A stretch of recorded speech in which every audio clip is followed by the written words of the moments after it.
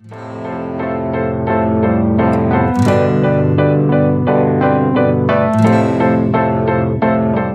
what's up guys, Pallab here from nothingwire.com, and today we're talking about the brand new Tamron 90mm 2.8 VC macro lens. This is the latest in the very popular macro lineup, and that's the lens. If you can see it, I hope the camera focuses it.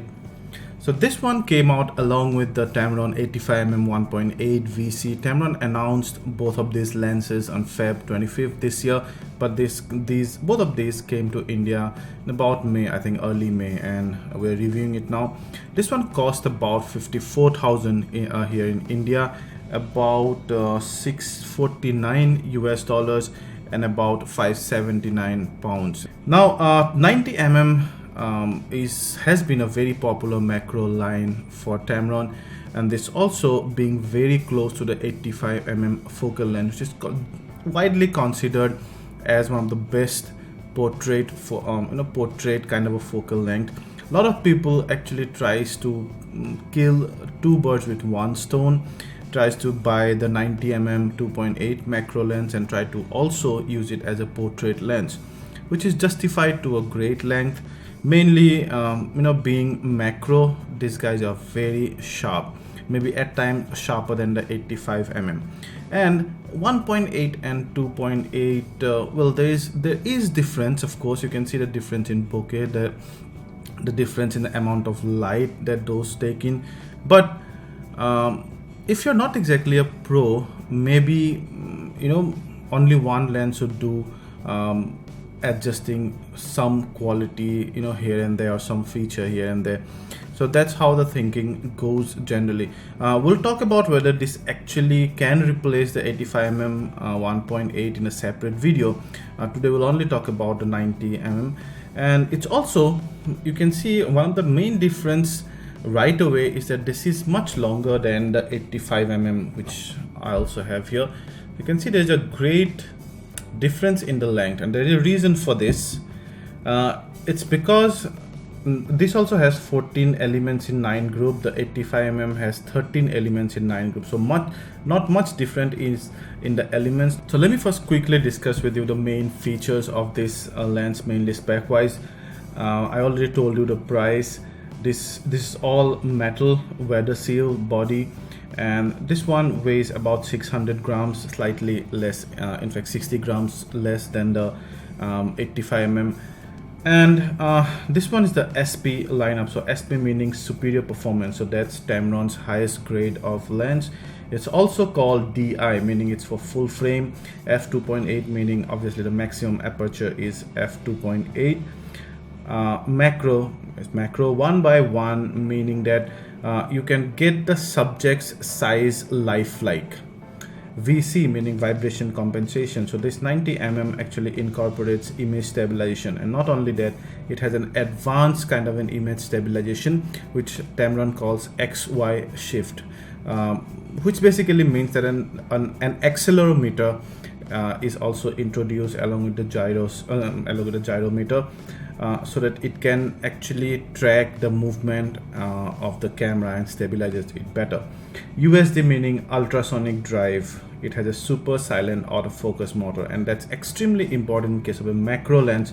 Specifically, let's say if you're near a bug or if you're near a butterfly, if your autofocus makes the slightest of noise, your subject will fly away. It has 14 elements in 9 groups, not much different from the 85mm, which has 13 elements from 9 group.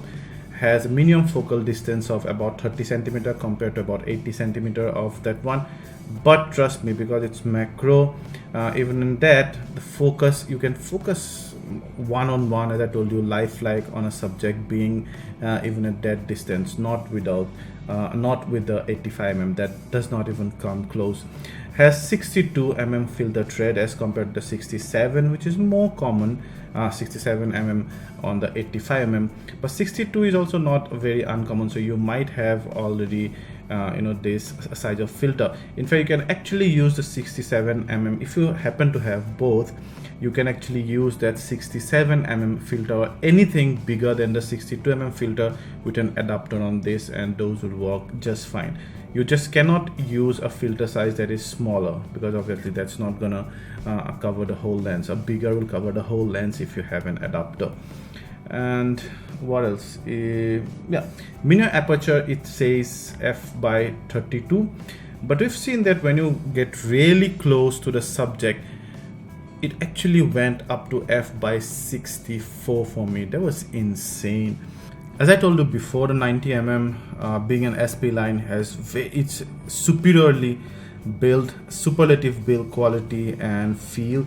It's all metal weather seal, so some of those areas like let's say the lens contact barrel points and also the edges of the focus ring, those are the points from where sand or dirt can go inside the barrel, inside the cylinder. Those are weather seal, very good.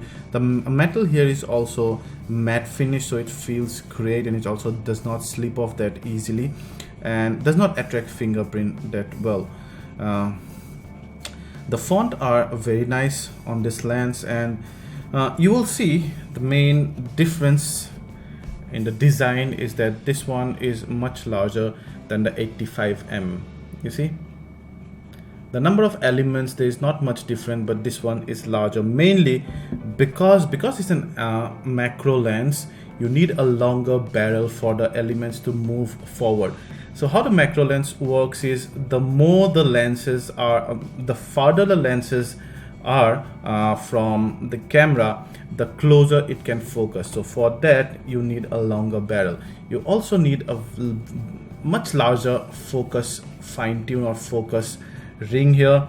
You see, it's much larger compared to the 85mm over here, mainly because at such a close distance, even slightest change in focus can actually make mayhem, can go, everything can go haywire. So you need a big focus so that you can fine tune it much finer, I would say. And also the focus throw is great. It makes those sound whenever you reach the MFD, that's the minimum focal distance, or the infinity, but it does not stop there, so that your autofocus motor does not get destroyed. You have three main buttons. One is for VC, simple on off. One is for autofocus and manual focus, simple on off. But even if you have this lens on autofocus, you can simply turn the focus ring to manually override that. Plus you also have a focus limiter switch. What it does, it has three modes. One's between 0.3 meter till 0.5, 0.5 till infinity, and full. What it means is that, let's say 0.3 to 0.5 meter, the lens will only try to search for this subject to focus on between that range. In full, it will subject from in its whole range. So if you know the approximate distance of your subject, it will focus much faster, because it knows that it has to only focus on a subset on the subset of the whole focal range. And because it's a macro lens, again, focusing can be quite tricky. If you have it in full, I've seen that sometimes it hunts the focus a lot, much more than the 85mm. The 85mm locks in focus in a snap. This one not always, and that focus limiter, that's why helps greatly.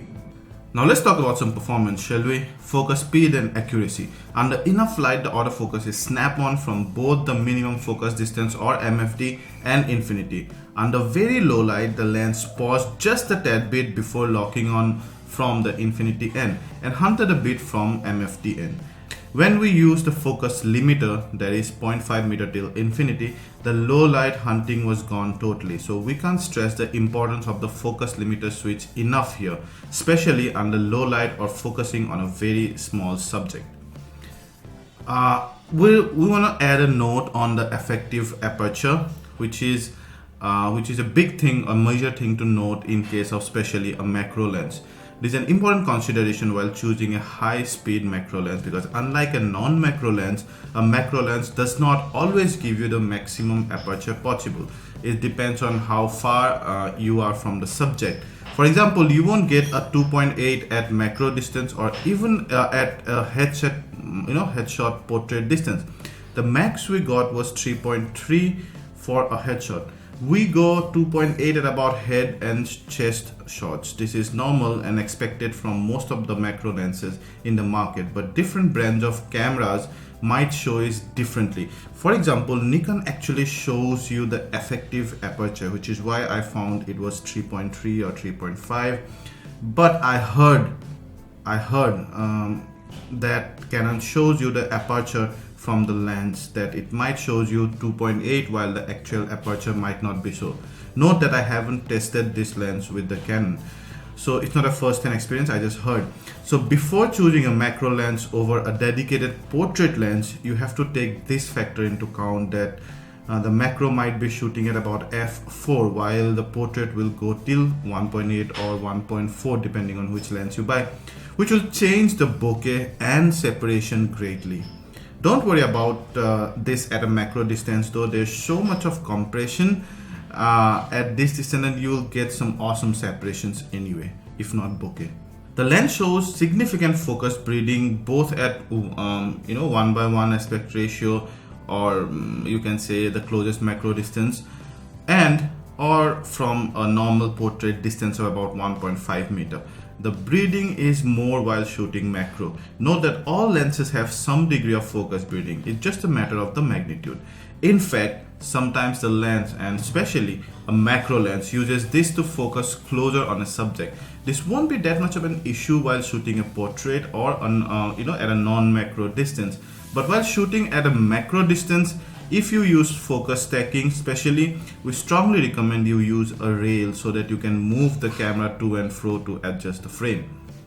We tested the sharpness from f3.3 till 11 on a paper that's in the same focal plane at about 1.5 meter distance.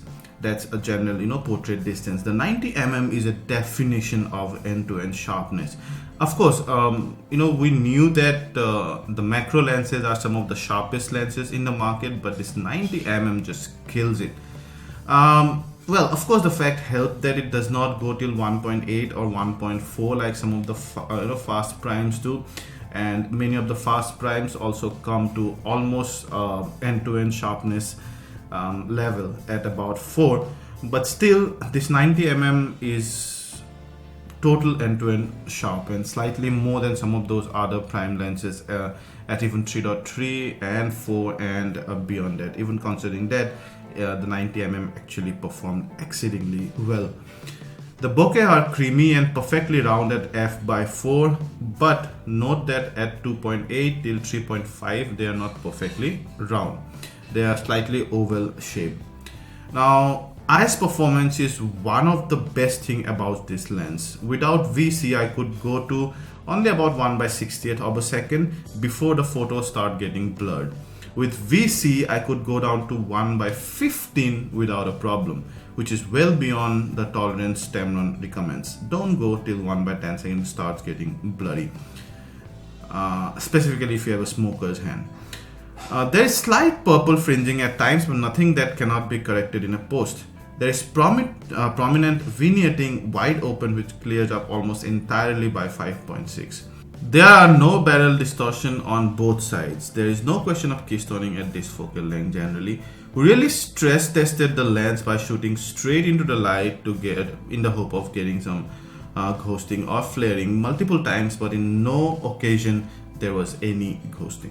So then guys, that was our review of the Tamron 90mm macro. So what do you think? Do you need this?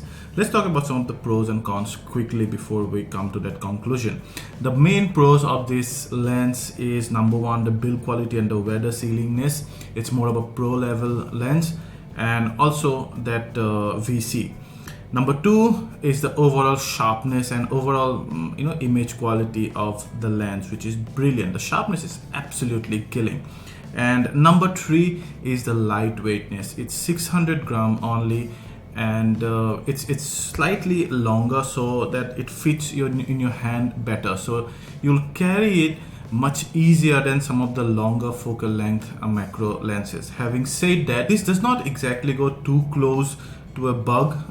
Not to be able to scare it away, but still it actually has to go nearer than, let's say, a 150 mm or a 200 mm macro.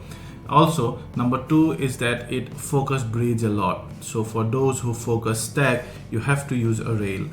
And as I told you, the bokeh at widest open aperture is not exactly of the same quality as a dedicated 85 or a portrait, fast portrait prime like 1.8 or forget 1.4, even to 1.8. So those are some of the pros and cons. Overall, see, this is a specialized lens.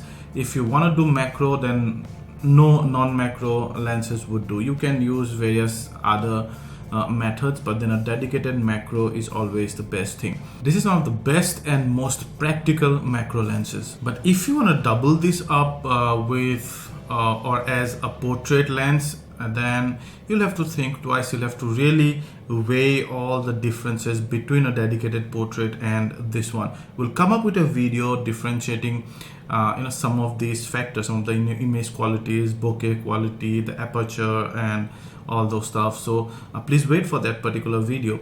But for now, this Tamron 90mm 2.8 VR macro looks absolutely a winner. If you like this video, please hit the like button, ask anything related to this, and we'll try to answer them all. And please subscribe to our channel and share this video to share the love. Thank you. Ciao.